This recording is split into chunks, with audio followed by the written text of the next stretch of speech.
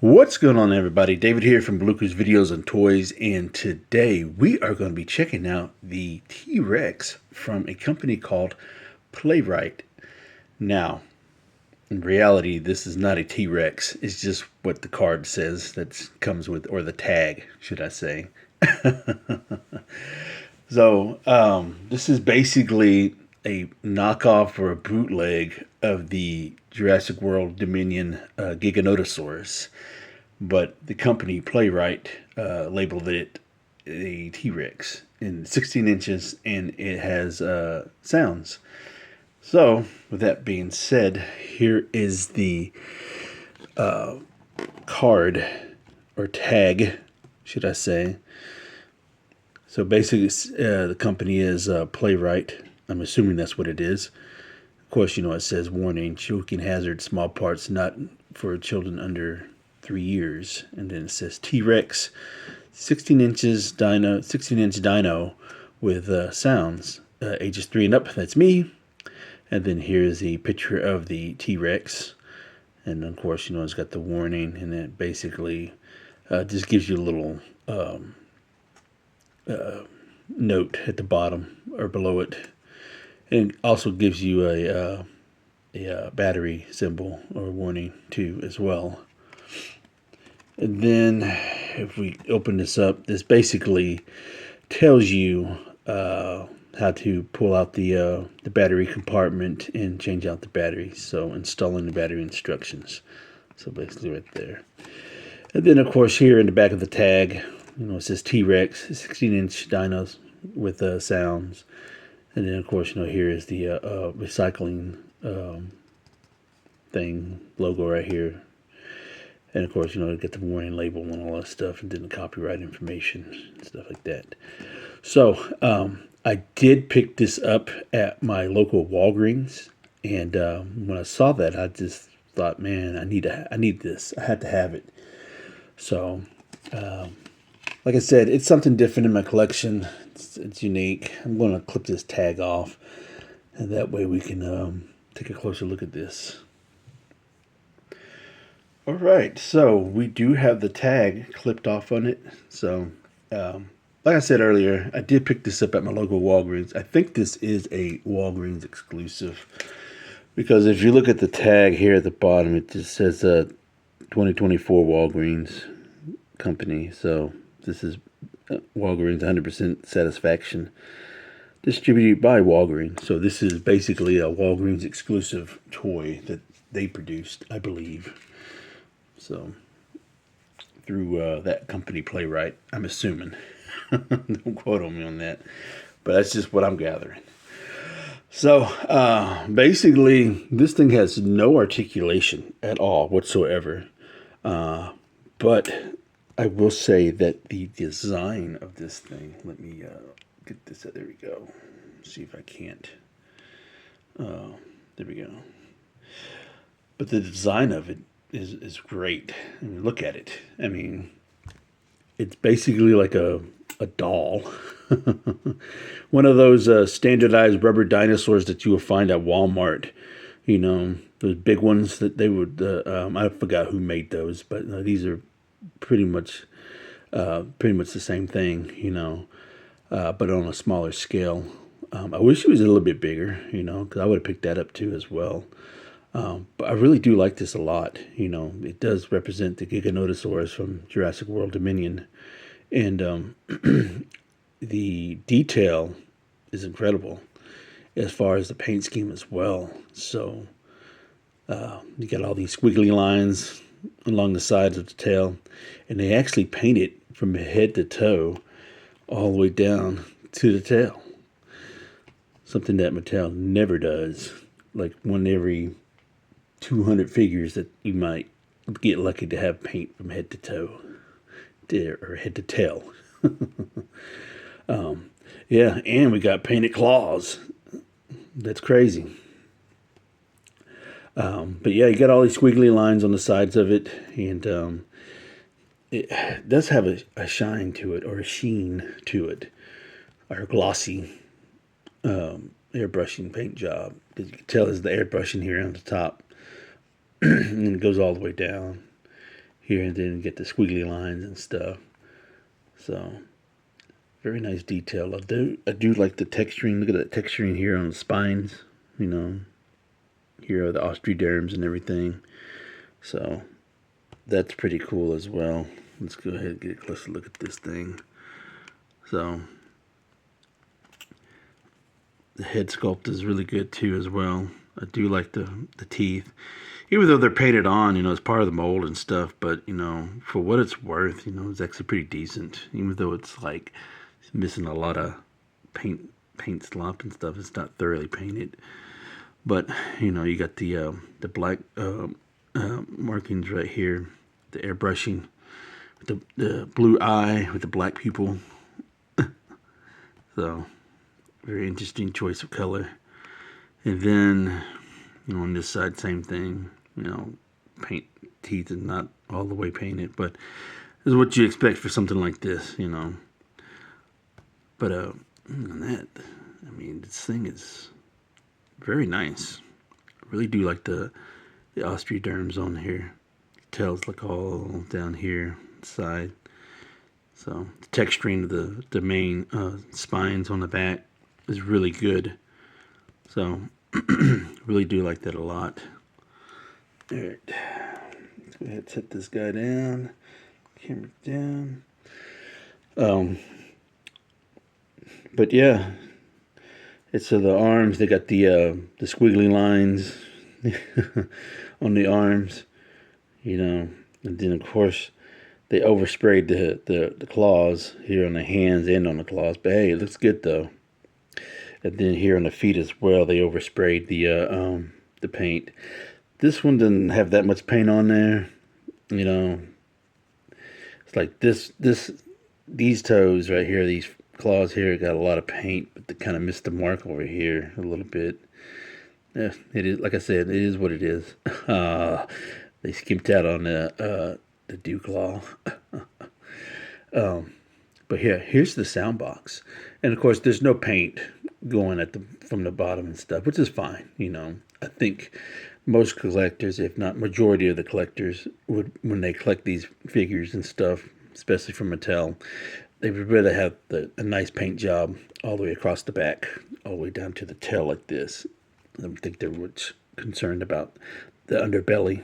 Of course, you get the little airbrushing here on the sides, little lines. Then they get all squiggly here along the main body.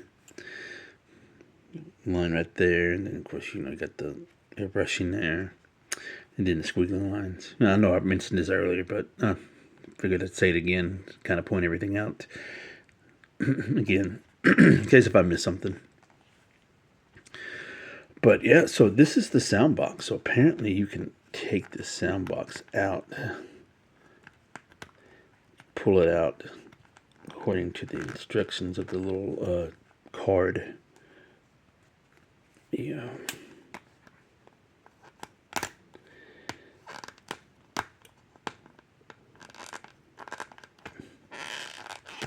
There we go. Oop. So it's hollow. It's got this little foam here at there. So that's pretty cool. And so here is the sound box. Of course, here's the tab to keep for the battery from keep it from making sounds. So go ahead and take that off, pull that out, and then we'll just insert.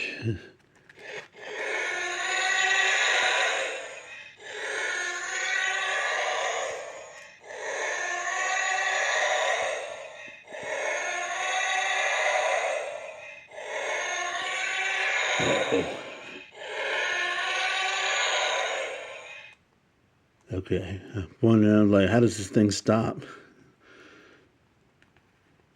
I know it's not by turning this thing. I just kind of trying to set this thing in. So, so as far as the sound goes, it's very interesting.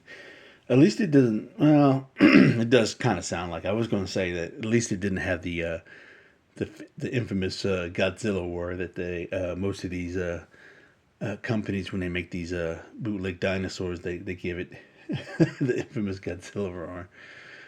But it's kind of like it, but with the Rex sound. So it's kind of mixed, in my opinion. But it does sound pretty good. It's different. It's not the same sound that we normally get when it comes to figures like this.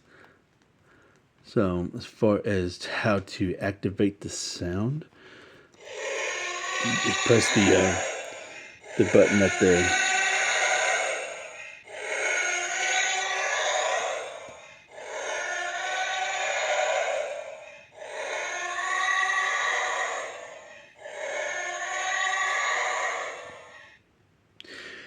And the sound goes on for a while, so that's the thing. So it probably would get annoying after a while if you buy this for your kid or something, and they play with it, and that's all they do is just press that thing, and you would just be hearing that throughout the day. It's not just a quick sound; it's like it draws out. So, but it's cool. I do like the sound though. All right, so let's go ahead and do some comparisons. So the first comparison we're going to compare it to is the Dominion Giganotosaurus from Mattel. So it's actually a pretty good comparable size, if I'm being honest. While it may not be as long as, I mean, if you kind of like put it toe to toe, and then you kind of make it rear its head up and have its tail straightened out some, it could probably be about as big as this thing. So that's pretty cool. So this is actually pretty much almost, if not in scale, with the Mattel's version of the Giga.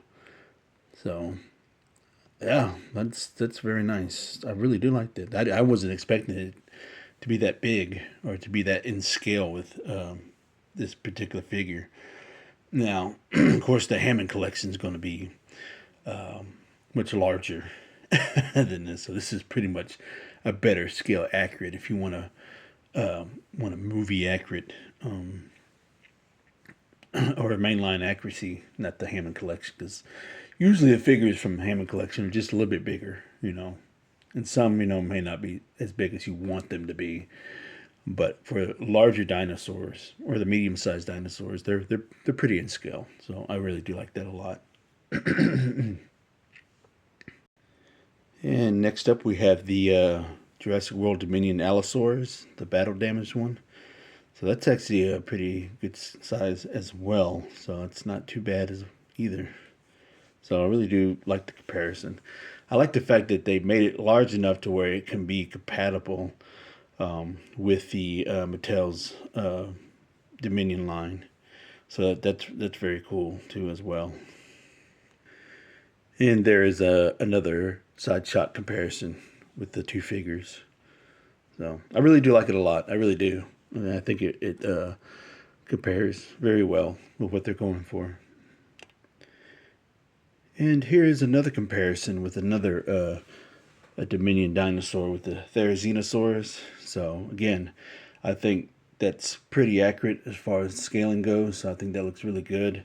Even though the theory it looks a little bit bigger than it should compared to the Giga, but for what it's worth, I think it's pretty kind of like crouch, or kind of lean it forward a little bit like this. It might be a little bit smaller than it should be, but it fits good. I have no issue with it. I would, if I had a choice, if I could, I would, or should I say, if I didn't have the Mattel Hammond collection or the basic line, the Giga, I probably would just use this as my main Giga. Wouldn't even have a problem with it. Yeah, it would look silly because of the aesthetics of it, but it's still cool looking. I do like it a lot though. So I do like the scaling of it. It looks good. And last but not least, here is a comparison with a 3 3/4 human figure. So it's pretty much about right. And there you have it, guys and gals. The Walgreens exclusive T-Rex with sound. Technically, it's a Giga, but yeah, I really do like this figure. I'm glad I picked it up. Check your local Walgreens if you're interested in picking this thing up. They should have them there. I know mine in my area does, and so that was a very neat find. At first I wasn't sure, and then the more I saw it, I figured, you know what, I got to pick this thing up because I think it's so cool. Just because of the aesthetics of it and how it looks and everything. So I think it'll be a very unique and different display piece for my collection.